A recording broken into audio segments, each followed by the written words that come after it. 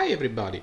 What are you going to hear shortly in a couple of minutes? It will be the interview of Governor Walker, Wisconsin, with David Gregory at Meet the Press this morning.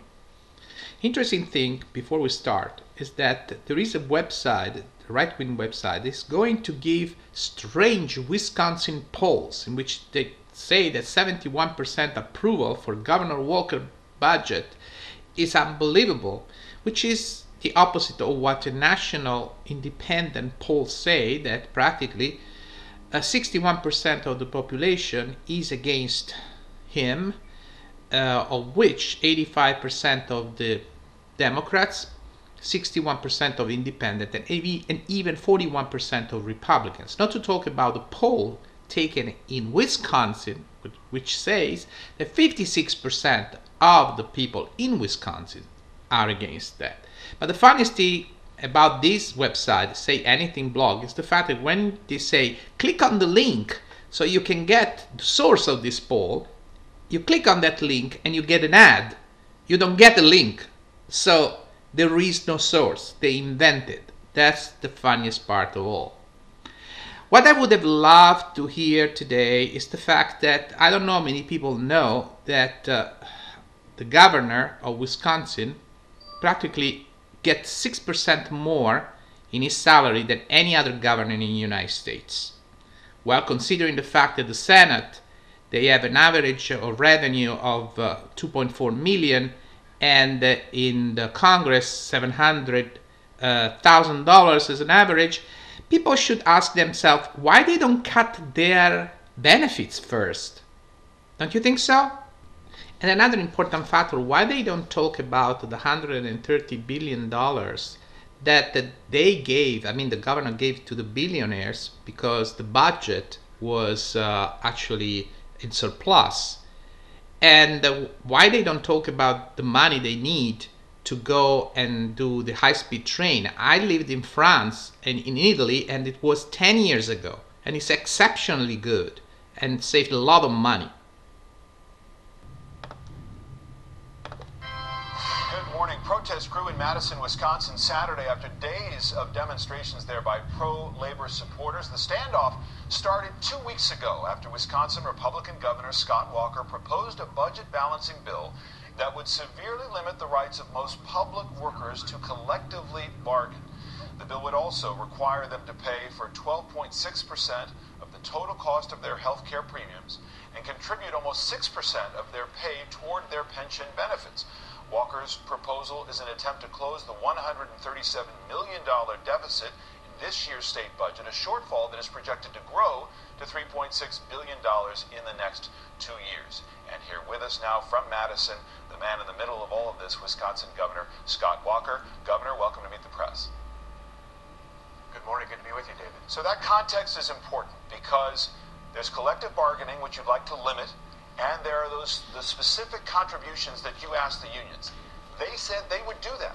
They would meet those demands. So the question that comes up again and again is, if you want to deal with the budget and the deficit, why not take yes for an answer? Well, because we've seen that actions speak louder than words. For us to balance the $3.6 billion deficit we have, but not only now, but to ensure we can continue to do that in the future so our kids don't inherit these same dire consequences, we've got to have assurances. And over the past 2 weeks, even after they made those promises, we've seen local union after local union rush to their school boards, their city councils, their technical school boards, and rush through contracts in the past 2 weeks that had no contribution to the pension and no contribution to health care. And in fact, in one case in Janesville, they actually were pushing through a pay increase. But Governor, you could have extended the bill. You could have extended the bill to those local government agencies. You chose not to. No, that's just the opposite. I was a local government official for 8 years. This bill precisely helps local governments, and it's effective once it passes. In fact, we're facing a $3.6 billion deficit. Like nearly every other state across the country, we're going to have to cut more than $1 billion from our schools and local governments. You know, in New York and California, where they're Democrats for governors, they're doing that. The difference here is with this budget repair bill, we give those schools and local governments almost $1.5 billion worth of savings. So the savings they get from our budget repair bill exceed the amount that they're. All right, but let me be clear. If the unions who seems to me have been clear in saying that they would agree to those extra contributions. If they did that, and you say you're concerned about the budget shortfall, why not accept that? But my point is they can't, because the two people that suggested are statewide union leaders. There are 1,000 plus municipalities. There's more than 424 school districts. There's 72 counties. I know, I used to be a county executive for 8 years. I know that collective bargaining has to be done in every jurisdiction. They can't guarantee that, and the actions of those local unions over the past 2 weeks show that. If they were serious about it, they would have offered up contracts that paid something for health care and something more for pensions, but they're not. The reality is, even beyond the 5 and the 12, collective bargaining does have a cost. In Wisconsin, a great example of that is we have, in many of our school districts, a requirement through collective bargaining contracts that they have to buy their health insurance from a company that's owned by our state teachers union, WA Trust. Because of that, it costs them up to $68 million more than if they could just buy it from the state employee health care plan. Those are real costs about putting real money in the classroom instead of into these collective bargaining agreements. And what's wrong, Governor? Let me just stop you. Level, I tried to avoid layoffs. But what's wrong with collective bargaining? Let's be clear. So unions organize public employees. They're able to bargain not just about wages, but also about health benefits and pension benefits. What you're trying to do is say, no, you can just collectively bargain when it comes to how much you make, but not those other benefits. Right. What's so wrong with that, collective bargaining? Well, our proposal is less restrictive than the federal government is today. Under Barack Obama, he presides over a federal government where most federal employees do not have collective bargaining for benefits nor for pay. So what we're asking for is something less restrictive than what the federal government I asked you a more specific question, which is what's wrong with collective bargaining?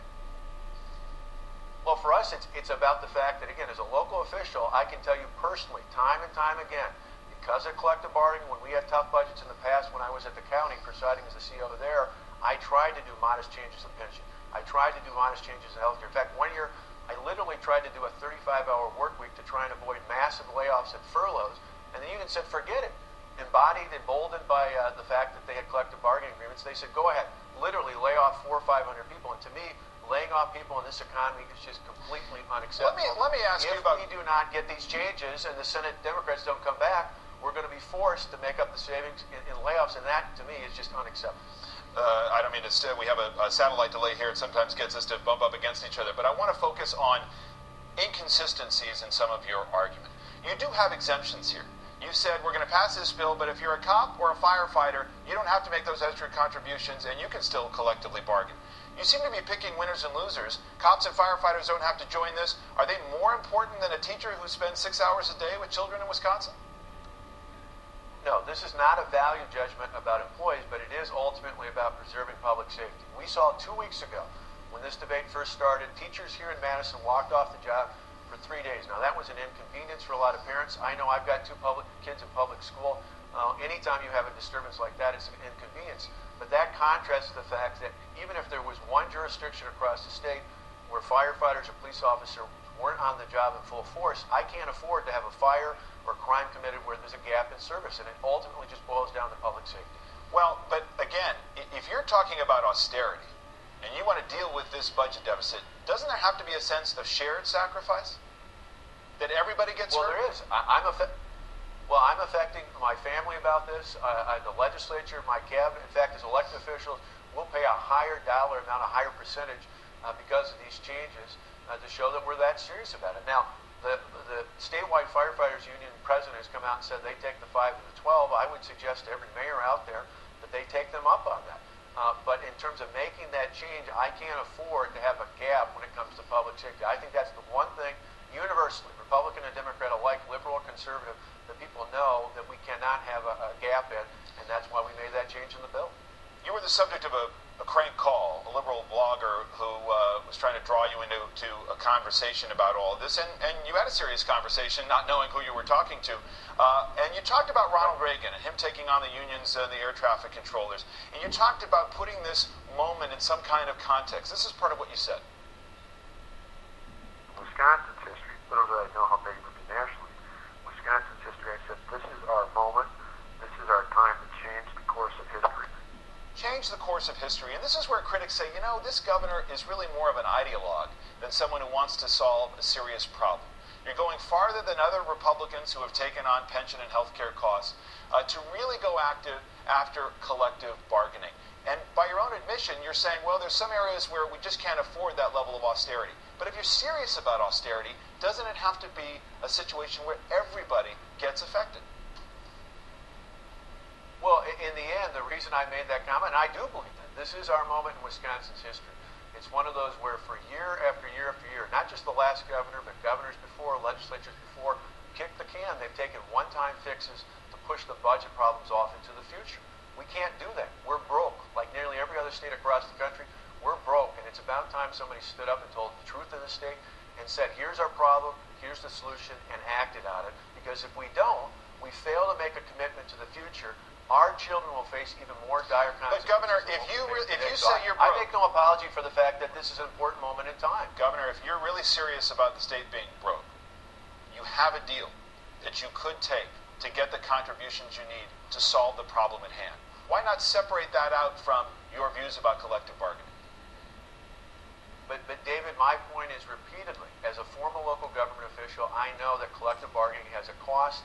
And when I'm cutting up more than $1 billion from aid to local governments in this next 2-year budget, I need to do what no other governor is doing across the country. They're all cutting.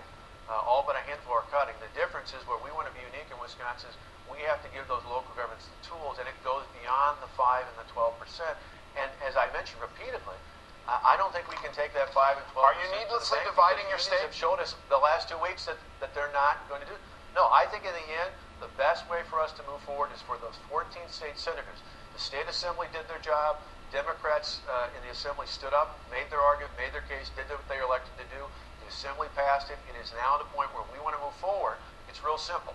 Those 14 state senators need to come back and do what they were elected to do. Come back here. They don't have to vote for it. They don't have to support it. But they need to come back and do their job. And when we do, I have every belief that the first 4 or 5 weeks we were in office, we passed an aggressive agenda to show that Wisconsin was open for business. Many of those same Senate Democrats voted with me on those measures. We can get back to that if they just come back. And if they don't, Governor, how does this end?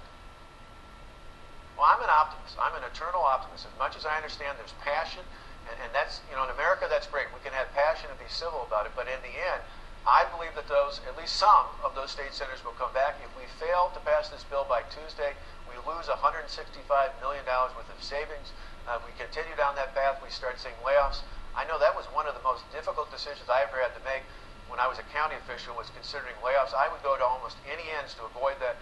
My hope is at least one of those 14 state senators feel the same way. Governor, final question here. I want to clarify something. In the course of this this crank call that you got, it was suggested by someone who was a liberal blogger that you might think about planting troublemakers into the crowd. And you said, quote, "We thought about that." Is that right? You really thought about trying to bust up physically these protests? No, we thought, as the call continues, and I've said repeatedly, we rejected that. But we have people all the time who contact us for and against this bill, and you can imagine people with all sorts of ideas and suggestions, and we look at everything that's out there. But the bottom line is we rejected that because we have had a civil discourse. We had, a week ago, 70,000 people. We had more than that yesterday, and yet we haven't had problems here. We haven't had disturbances. We just had very passionate protesters for and against this bill, and that's okay. That's a very Midwestern thing, but we're not going to allow anybody to come in from outside of this state and try and disrupt this debate. They can inform it, but we're not going to allow them to disrupt this debate and take the focus off the real issue here. And the issue is the people in Wisconsin, particularly those 14 state senators, need to come home and have the debate here in the state capitol. Governor Walker, we will leave it there. Thank you very much. Thank you, David.